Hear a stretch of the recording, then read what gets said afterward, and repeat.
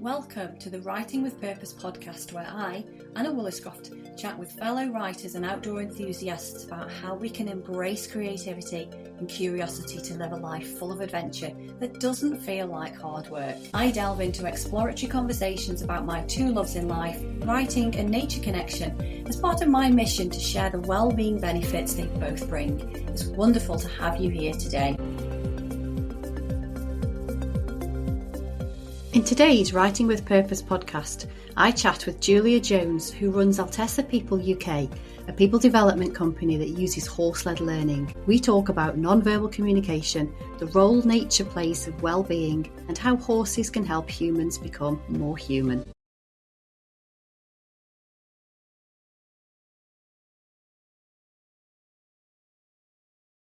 Hello, Julia Jones, and welcome to the podcast. It's lovely to see you again. It's been a while. It's lovely to see you again as well. It has been a while. I think probably over a year.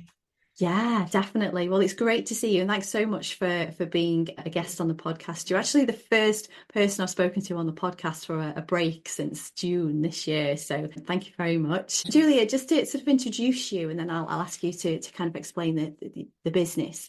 So you've been in sales for most of your career as a sales leader, and then also you've trained and you've managed sales teams, but you founded Altezza People UK, which is a people development company that uses equine support, if I can put that into a nutshell, if that's okay. And I've had the pleasure of attending one of your discovery sessions, which, as you say, was probably well over a year ago, which was insightful. It was fascinating. I didn't know sort of expectations when I attended, but the outcome was very interesting, and I learned a lot from that. So I can see, how teams and individuals can benefit from this in its entirety. So if you could, the concept's very intriguing. So if you could just share a little overview of the business, explain how the horses became a part of this sort of experiential business model, and what role they play for you, and then also for the people that come and visit you.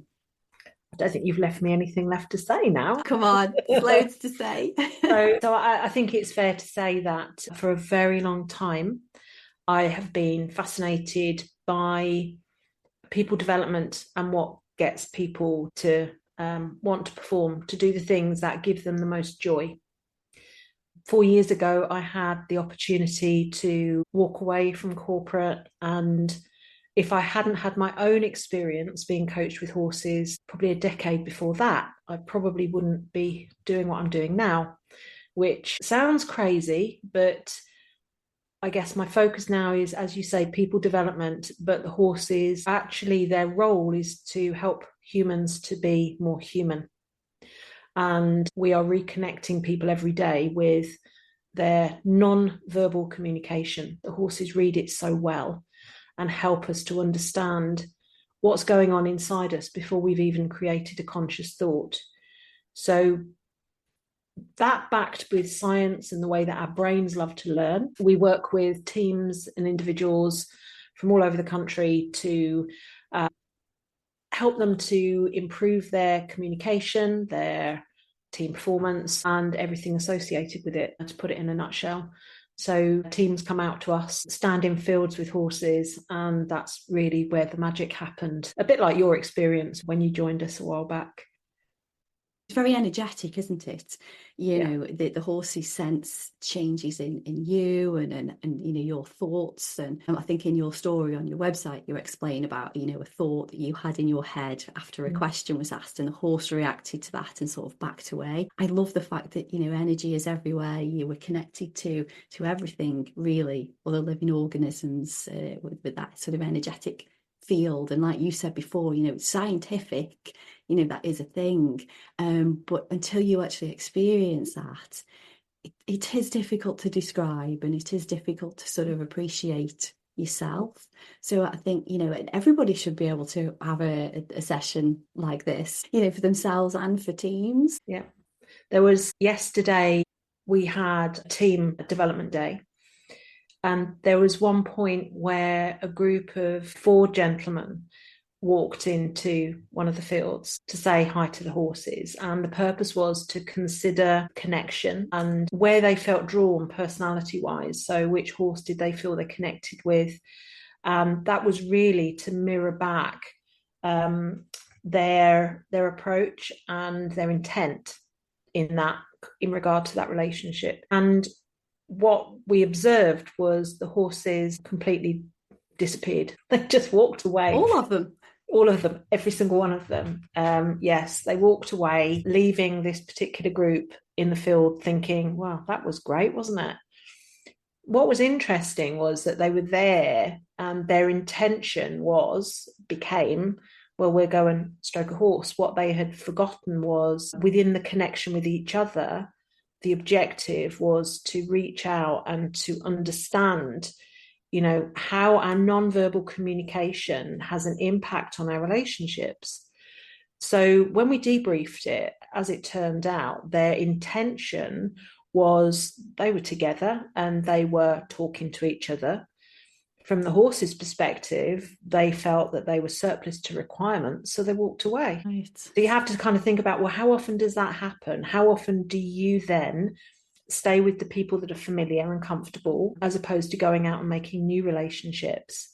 So they found it very difficult to fathom until we had debriefed that and thought about where else that happens, where else has it been noticed in the past, and moving forward, if we're looking to make better connection, how we could change our approach to make it more impactful and more acceptable for both parties. Definitely. Every experience is completely unique, and the horses so much better facilitators than I am. Yeah.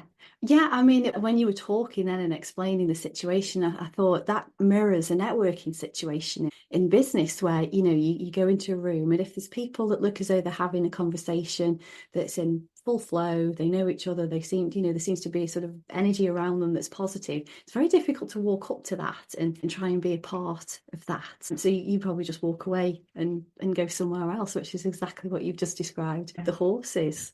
Yeah. Fascinating. It is, and it always surprises me. The horses, they work at liberty in the main, and we have 7. So we're out in nature. We have six acres. We also have a bird now. It's a jackdaw that visits, which has helped me to overcome my phobia of birds. Yeah, so we're out in nature, but the horses are completely at liberty for the majority of the time.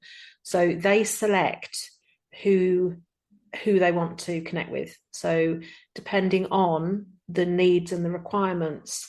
So I've seen working with a younger person who was struggling to build relationships, and 2 of my big horses started to play, and it was quite, for horses, when they start to play, it can get, you don't want to get in the middle of it because it can get quite dangerous. But he didn't understand the danger of being in between them when they were nipping and tussling, and being able to explain to him that we don't have to stay in situations that feel uncomfortable. We can remove ourselves and set our own boundaries so that we have the best outcome for us and allow others to go on to do whatever they need to do. But we have choices.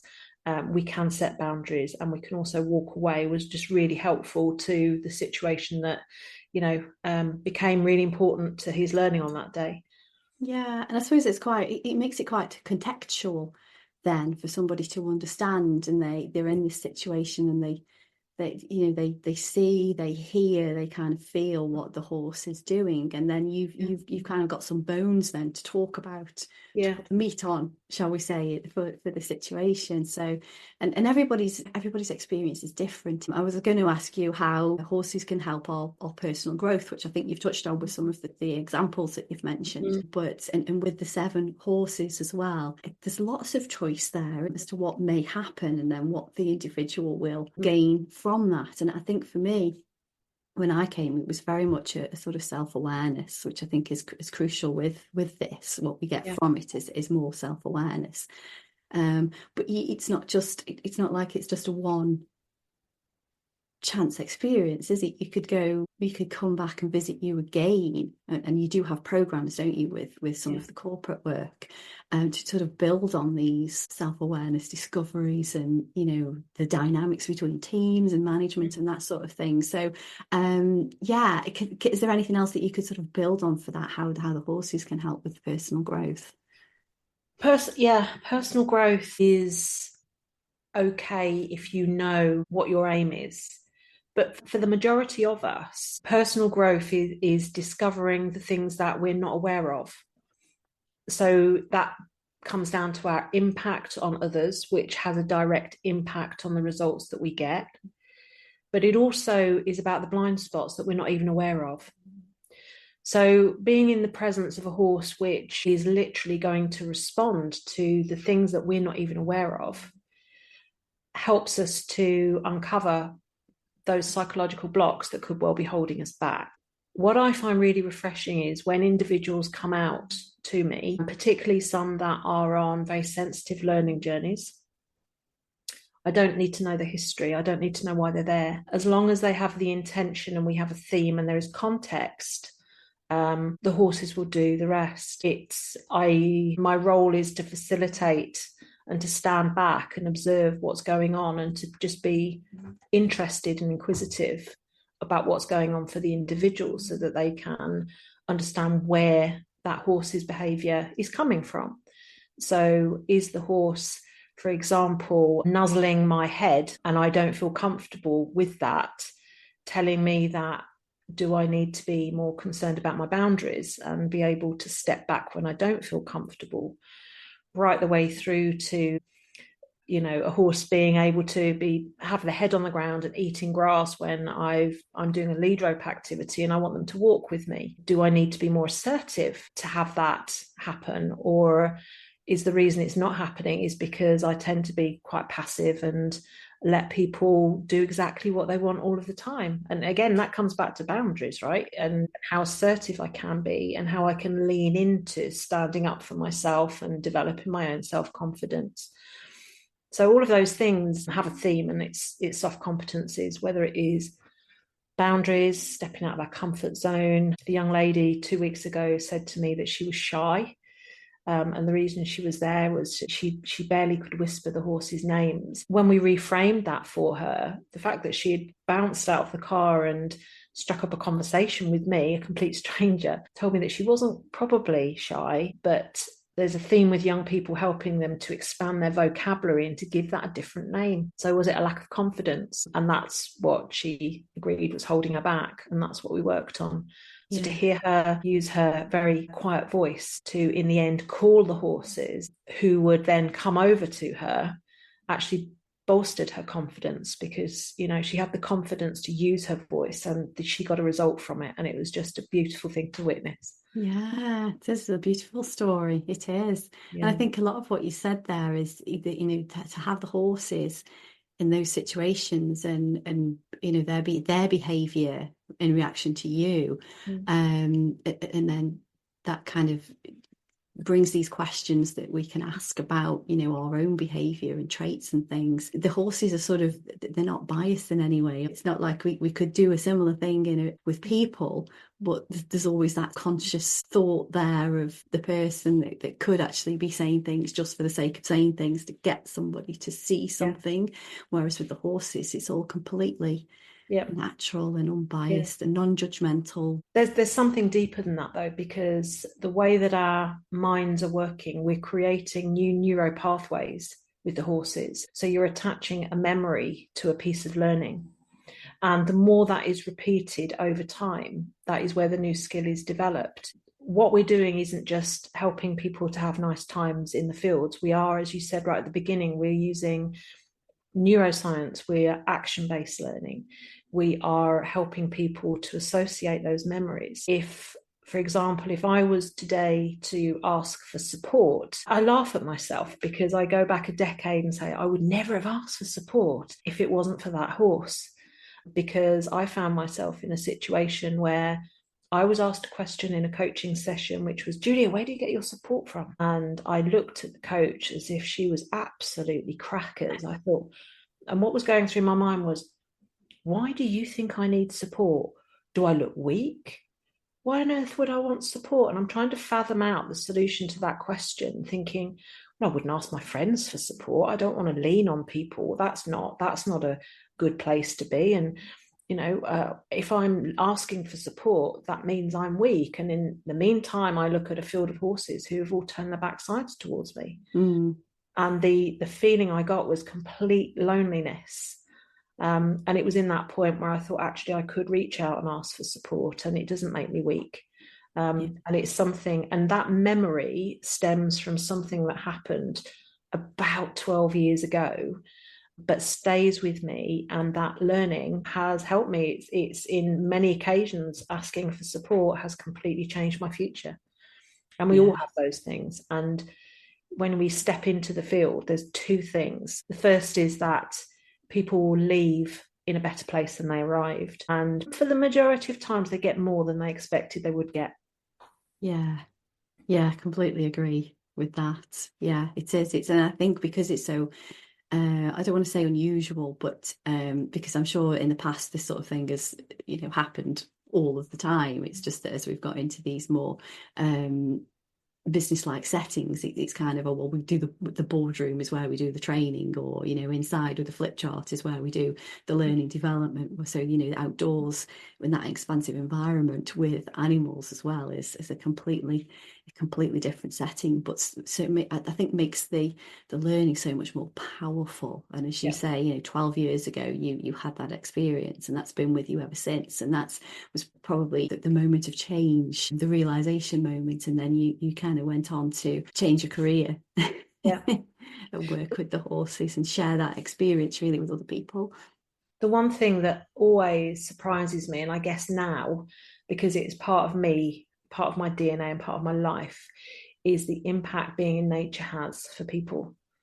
So Yeah. the first thing that they notice when they arrive is how beautiful it is. I see mud because it's I'm there all of the time. But when you do stop and you take a breath and you realize actually the benefits to being outdoors and having expanse, you're not constricted by being indoors. It's almost like you can turn the volume up on your thoughts, your feelings, how you share. It feels, as a group said to me this week, it feels a safer space to be able to do that when you're outdoors, which Yeah. I think is really helpful to create an environment for people like that where they can feel that they are in a safe space. Yeah, definitely agree with that. I mean, I've just been outside for me is my happy Yeah. place. And, I'd go outside not just to get some fresh air, but I think changing from these four walls, we do get very kind of, insular in the four walls. And, we start to not express ourselves as much. And I think the ideas diminish as well. And all of that kind of thing happens. But then when we go outside, it's like a release. Just being outside in, as you say, that expansive space is a release. And I've just finished my master's, and part of my critical reflection and the story that I was writing was about nature connection, because for me being outside, particularly over the summer, has really helped with my writing. Yes, I've learned techniques obviously from doing the study, but having that sort of connection of being outside has helped that writing to again expand and be more creative. So I think there's a lot to be said for nature and getting outside more and being connected with flora and fauna more so than just being in the company of other humans all the time. So that leads in very nicely, Julia, for me to ask you what role nature plays in your life, aside from being on the farm and in those 6 acres and with the horses.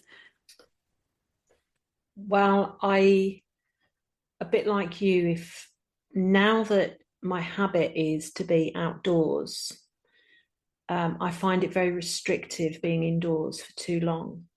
I exclude my home from that, because that, again, is my place where I have downtime. But working in a classroom, a boardroom, a hotel, conference facilities somehow feels very restrictive, as we've talked about. Being in nature for me now, it provides me with energy. I guess I benefit massively from better well-being, even if you're not feeling very well. My kids will hate me for saying this, but it makes no difference if you've got a cold. You will still feel ill in bed, Yeah. as you would if you were outside, only you've got more to distract you and it's healthier for you. I don't have to go to the gym because I'm constantly able to do my 10,000 steps. But I also have an appreciation of many other things: presence, being comfortable with my own thoughts, my ability to solve problems, to return home with less stress, to be a better parent, to be a better partner, and also to enjoy the things that many people take for granted, or I had taken for granted, like what it's like walking the dog, and noticing that the heather is more vibrant. It has been this year than it was last year. At this time of the year, the colours on Cannock Chase, which is my go-to place, and do you know what? Sometimes it's only 10 minutes, sometimes it's 20 minutes, sometimes it's an hour just to walk the dog before we go back to the horses. But the colours of autumn are phenomenal. But I notice them now, and I didn't before. I took things for granted. To be able to just walk through a coppice of trees and stand and just notice what you can hear, to zoom out to hear what you can hear in the environment, and then zoom into that one sound, just makes you very grounded and present, which in a time where we're all extremely stressed and extremely burned out and overwhelmed and all of those other words. So we go to the gym or we work out to get our bodies back to the way that we would prefer to do them and I can honestly say that nature now plays a part in my entire well-being. It is my go-to place, and I don't need of course I do need to go to the gym, but I won't, because I'll just walk further. It doesn't cost me any money. But coming back to your point there, nature grounds me in thing that just feels so natural now. I don't know if I'm not very good at writing, so to try and articulate that in words would be even more difficult for me to sort of answer that question as I can rambling on now. But yeah, I think that's what I mean. I go stir crazy. I'm looking at 3:30. That is it. I've got my brain switches off and I need to go out and recharge. Yeah, I think that was absolutely perfect way of explaining how nature benefits humans, what you've just said there. But I totally agree about the presence. It does help you to be more present, and rather than thinking about the past, worrying about the future, you are there in the moment with everything that's going on around you. And I think when I don't want to say learn, because it's there already, but I think we forget how to connect with our senses. And nature is a great co-facilitator for that. You mentioned the sounds, there's the smells as well, and just the feelings of how, walking on a fresh morning, a little bit of breeze, the birds tweeting, what you can see, the rivers, the trees, all of that. It's just kind of it does make you feel more alive than just sitting on the sofa. Yeah. And you mentioned writing there, Julia. So obviously not obviously, but I love writing. I journal a lot. I'm making more of a career out of writing. I say more, I've been a copywriter for many years, but it's fiction writing now. So I understand that you've also written a chapter in a book. So you've co-authored a book with other people. So if you just like to just share a little bit about that experience and why you did that and how you found it. The opportunity came when I was outdoors, and I would have said no normally. But having been so stuck with how I put words on paper, to articulate myself has always been a challenge. I think if I was really honest, that goes back to being a very small child, where I was punished for not being able to speak out loud and read out loud. And that still stays with me now. If I was to have to read from a book out loud in front of people, which actually I did do last year, but it is my worst fear almost. So there's a whole feel around not being good enough to write things down. But you and I worked together to put together an article for me, and you placed my words onto paper, And it made sense and inspired me, I guess, to think you should have a go at this. So when the opportunity, I said it started in nature. It was somebody at a workshop said to me, I'd love you to write a chapter for me. The book is the second edition of a book around successful women. And I had absolutely a blank page. What was I going to write? So I ruminated for a while, and then I just sat down and I wrote it. I didn't want to write something that was a story of plight. I didn't want to write a story that was something about my success, because I believe that is individual and unique to absolutely everybody. But finding my purpose was what meant the most to me. Yeah. And finding my purpose was very much associated with becoming a parent and then becoming resilient and dealing with life's challenges. So I approached it from that perspective, and I was really proud that it made it into the book, and it was published about a year ago. The launch was, well, it might have been, I can't think when it was actually, but the launch was on International Women's Day. So it must have been around Christmas, and we had the book launch around that time. But yeah, I was really proud of it. And it did inspire me to do that again. I think that I still would love to become more passionate about journaling. I think I've got a lot more to say, and it's on my bucket list to do more of it. I feel like I'm holding myself accountable now. Is there a book in me? Yeah, of course there's a book in me, but I don't know what I'd write. And I don't know more so who would buy it, but I'm not as scared as I used to be about the writing. But yeah, it's an amazing skill. It really is. And for you to combine, writing and nature, that has got to be a winning ticket for wellness for people. Yeah, I agree. And well, congratulations on getting the chapter in the book. We'll include a link to that in the show notes as well, so that people can go and look that up and get a copy. But yeah, there's a lot of studies out there for the benefits of writing for well-being, journaling or expressive writing, and there's a lot of benefits for being in nature. There's not that many that combine the two together. So for me, the benefits are compounded. Writing in nature is going to give you all of the benefits of nature itself, all of the benefits of writing for well-being, and then some. So nature is a great setting for everything, as we've discussed. Your entire business is in nature, which is fantastic. So what's next for you, Julia? I feel like I'm just setting my roots. I feel like I'm just gaining my sea legs.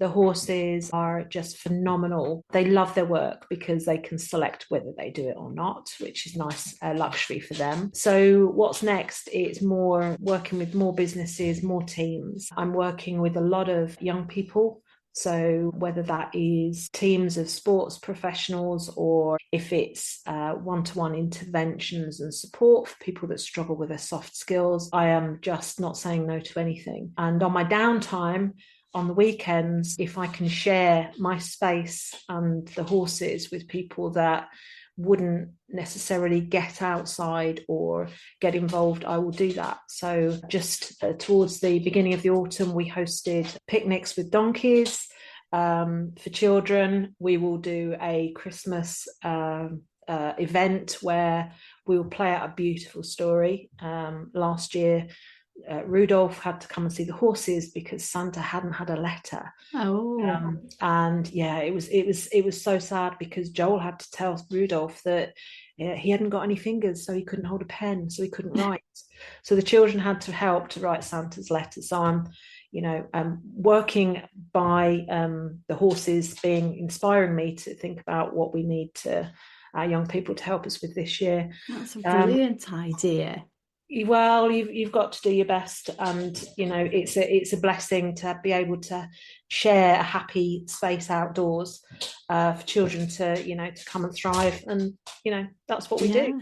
That's what we definitely. Do you just had an idea there? You mentioned about not knowing what to write, or the sort of building the confidence to write. Does it have to be about, does it have to be for adults? Maybe you could do something on the children's side, because that little story that you've just said there about Joel with the rude dot is a great little, there's meaning in that story. That could be something great for children's markets. Well, I'd love to do that. And that's just made me feel extremely proud of that. I'm currently working on, because we've got a donkey now, and obviously donkeys have crosses on their backs, which really leans into the Christmas story. So whether we go down that route, one of my small friends reminded me about the song Dominic the Donkey. And the story, I don't know if you've heard that, but I'm not sure how, no. well, please don't Google it, because you'll never get the song out of your head. It's one of those. But it's about a little donkey that helps Santa because the reindeers can't go up the mountains in Italy. So now we have Benny the donkey. I'm just wondering if I can make a story up around that. But we'll see. We'll see. Santa will have to inspire me. Yeah. Oh, I'm sure there'll be lots of inspiration that come. We'll include a lot of all these links in the show notes, but I've just got a question for you actually, which is a bit of a comical one from my side before we wrap up. I went on a run yesterday with a friend, and we did a very long run, and we came into this field with 2 donkeys. And I do love donkeys. They're so sweet. And immediately, as soon as we went over the stile into this field, one of them, a lighter grey one, came up to us. Now, my friend's got a dog, very well behaved dog. He was just in between the 2 of us, not bothered about a thing, really.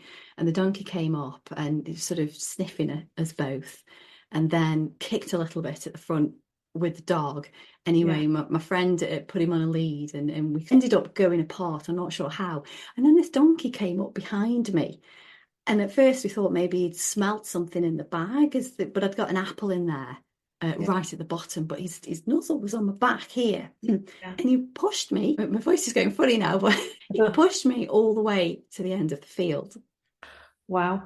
And I'm thinking, obviously I was a bit nervous then. I wasn't nervous, I don't think, when I walked into the field. And I'm thinking now, what was I giving off to that donkey to make him push me out of the field? And he was very forceful.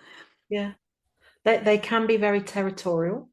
So they have been known to kill chickens, and they're very territorial over their area and very protective over their partners. They do stick with the same partner if they can for life, or in herds. So, but they'll always have their favourite donkey. I've had Benny since March, so I'm still learning. So he's great with the dogs on the yard.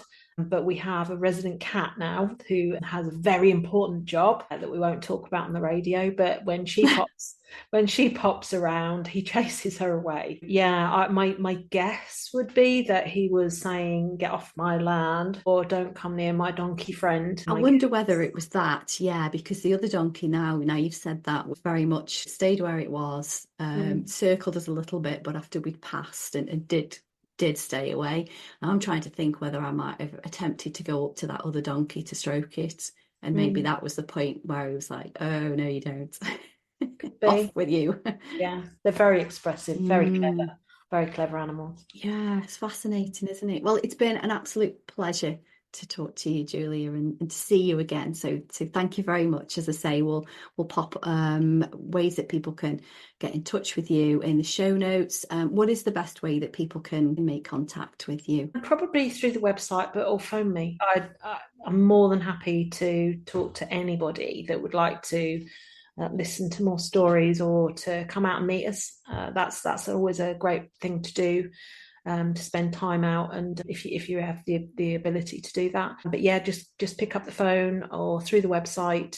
Social media, I'm quite active on there, so that's also another way to get hold of me.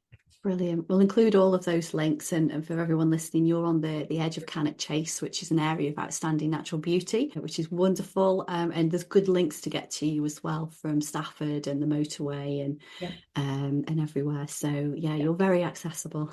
Yes, thank you very much. So thank you very much, Julia. It's been an absolute pleasure. Yes, thank you, Anna.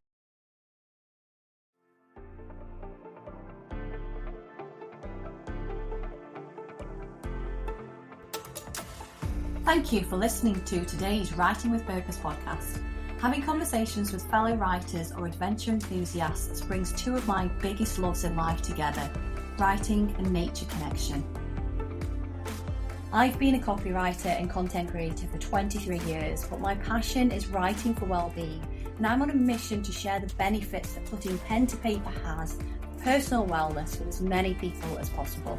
If you want to learn more about writing for your wellbeing and journaling techniques, please connect with me in my Facebook group, Journaling with Anna.